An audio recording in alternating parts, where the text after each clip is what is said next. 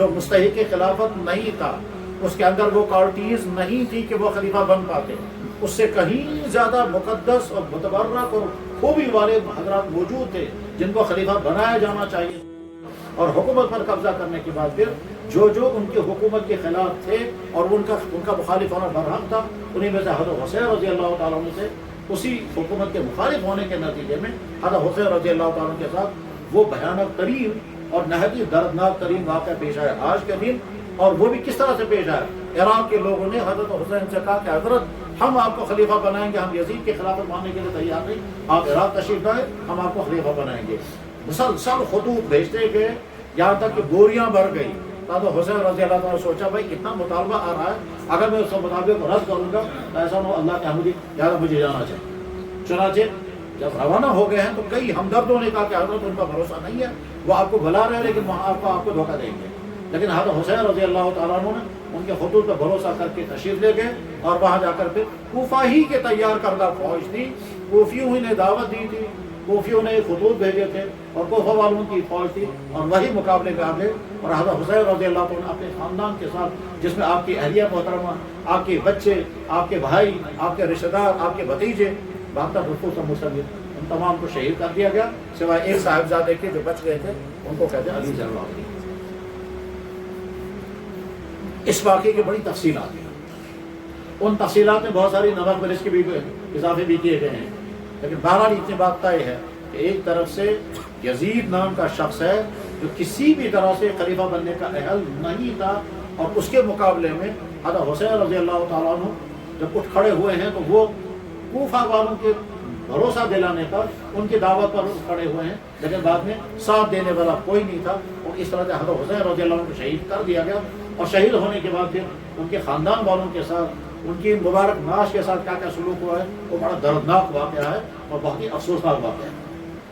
دراصل انسان جب انسانیت سے گر جاتا ہے تو حیوانوں سے زیادہ بدتر ہوتا ہے. یہ تاریخ میں ہمیشہ رہا ہے، آج بھی ہے، ہمیشہ سے رہا ہے. حضرت حسین رضی اللہ تعالیٰ عنہ کی شہادت در حقیقت اللہ کے نبی پہلے پیشوں گئی فرما چکے ایسا ہو جائے. اور حدیثوں میں کچھ حضرت حسن اور حضرت حسین کا مقام کتنا اونچا ہے. اللہ کے نبی نے فرمایا یہ دونوں جنت کے سوار، الحسن والحسین سیدہ شباب الجنت. جنت کو میں نے ایک دفعہ حدیث پڑھی تھی، حدیث کی کتاب ہے طبرانی، اور طبرانی میں یہ حدیث موجود ہے. ایک مرتبہ جناب رسول اکرم صلی اللہ علیہ وسلم ایک قریب کے صحرا میں پہنچے. وہاں خیمے کے اندر بچوں کے رونے کی آواز آئی. معلوم کہ یہ کون سے بچے رو رہے ہیں؟ تو عرض کیا گیا کہ حضرت حسن اور حسین رو رہے ہیں، چھوٹے بچے. آپ نے فرمایا کیوں رو رہے ہیں؟ کہا حضرت جہاں پانی نہیں ہے ان کو پیاس لگی ہے. آپ نے چند صحابہ کو جلدی سے بھیجا پانی ڈھونڈو کہیں. وہ پانی لا نہیں پائے. جب وہ پانی نہیں لا پائے تو واپس جو ہے کہ حضرت پانی کہیں نہیں ملا. تو حضرت فرمایا بھیجو ایک کو باہر. چنانچہ حضرت فاطمہ رضی اللہ تعالیٰ عنہ نے یا تو حسن کو یا حسین کو باہر بھیجا اور وہ پیاس سے بلک رہا تھا. تو اللہ کے نبی علیہ السلام نے اپنی مبارک زبان حسن یا حسین کے منہ میں رکھے اور فرمایا چوسو. چنانچہ وہ چوستا رہا اور حضور کا لعاب مبارک اس کی باڈی میں منتقل ہو گئے. تھوڑی دیر میں پیاس ختم ہو گئی. اس کے بعد یہ خوش ہو گیا، یہ دوڑتا ہوا چلا گیا، دوسرے کو بلایا، اس کو زبان مبارک منہ میں رکھی، وہ چوستا رہا یہاں تک کہ اس کی پیاس ختم ہو گئی اور پھر وہ بھی چلا گیا. یہ حدیث میں نے حوالہ دے دیا، کتاب کا نام ہے معجم طبرانی، اس میں یہ حدیث. عجیب مطلب نا کرامات اور فضائل اور خوبیاں حضرت حسن اور حضرت حسین رضی اللہ عنہ کے ذات اقدس کے اندر ہیں. اور اس سے میں جو نتیجہ نکالنا چاہتا ہوں وہ یہ کہ ہم یزید سے نفرت کرتے ہیں، کرنی بھی چاہیے، اور حسین سے محبت کرنی بھی چاہیے، وہ ایمان کا تقاضا ہے. مگر ساتھ میں یہ بھی دیکھیں کہ ہم میں سے کس کس کا کردار یزید کا کردار جیسا ہے. یزید کا کردار اگر ظلم کا ہے، بدیانتی کا ہے، خرابیوں والا ہے، ستانے والا ہے، اور اگر ہم بھی کہیں اسی میں مبتلا ہوں، ٹھیک ہے اس نے حضرت حسین پر ظلم کیا، ہم یہاں آج بھی کسی انسان پر ظلم کر رہے ہیں. وہ کردار اگر وہاں کرا تھا تو یہاں بھی، وہ اگر وہاں قابل نفرت تھا تو یہاں بھی قابل نفرت. اگر کوئی انسان اپنے ماں باپ پر ظلم کر رہا ہے، اپنی اولاد پر ظلم کر رہا ہے، اپنے بھائیوں پر ظلم کر رہا ہے، اپنے گھر کی مشورہ پر ظلم کر رہا ہے، اپنے پڑوسی پر ظلم کر رہا ہے، اپنے کسٹمر پر ظلم کر رہا ہے، وہ بھی ظالم تھا، یہ بھی ظالم ہے. اس کا ظلم کسی اور انداز کا ہے، اس کا ظلم کسی اور انداز کا ہے، لیکن ظلم کے کیٹیگری میں تو دوبارہ. خدا نہ خواستہ اگر وہ شرابی پیتا تھا، جیسا کہ کچھ کتابوں میں لکھا ہے واللہ اعلم، اگر وہ شرابی پیتا تھا، اگر وہ دوسرے برے کام گندے کام کرتا تھا، اگر ہم میں سے بھی کوئی انسان خدا نہ خواستہ ایک برائی مبتلا ہے تو ٹھیک ہے نا، ہم تو یزید کے راستے ہیں۔ اس لیے یزیدیت سے اپنے آپ کو دور کریں، اور ہر شخص یہ عہد کرے کہ ہمارے اندر یزیدی کردار نہیں آنا چاہیے، ہمارے اندر حسینی کردار آنا چاہیے۔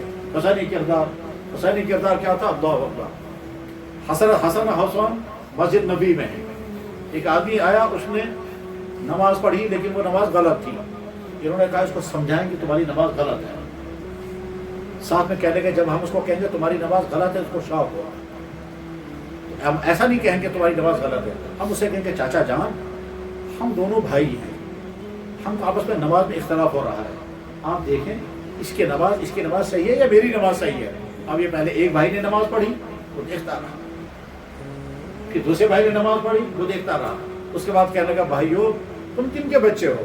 انہوں نے کہا ہم حضرت علی کا۔ ہاں حضرت علی کے صاحبزادے، جنت کے جوانوں کے سردار تم دونوں ہو، ہاں تم دونوں کی نماز صحیح ہے، میری نماز غلط ہے، لیکن میں حیران ہوں تم نے مجھے کیسے سمجھایا کہ میری نماز غلط ہے؟ اصل میں انہوں نے اپنی نماز صحیح پڑھ کر کے اس کو بتایا کہ تمہاری نماز غلط ہے، زبان سے نہیں کہا آپ کی نماز غلط ہے، یہ ہے مزاج۔ یعنی ہم سیدھے یہ نہیں کہیں گے تم غلط ہے، ہم عمل کر کے دکھائیں گے تاکہ اس کو محسوس ہو جائے، اس کو مطلب ذہن میں دے سمجھانا کسی طرح سے اپنے عمل کے ذریعے سے۔ اس نے کہا تو آپ کی نماز صحیح ہے، آپ کی اصل میں غلط میری نماز ہے، اور وہ کس طرح سے انہوں نے نماز پڑھی جس کے ذریعے سے اس کو سمجھ میں آ گیا یہ ہے مزاج۔ غرض یہ کہ سیرت حسن پڑھیں، سیرت حسین پڑھیں، اور اپنے اندر کردار حسین پیدا کرنے کی کوشش کریں۔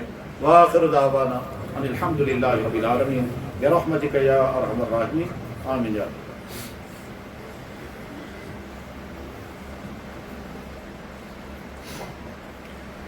مختصر سی دعا کرتے ہیں۔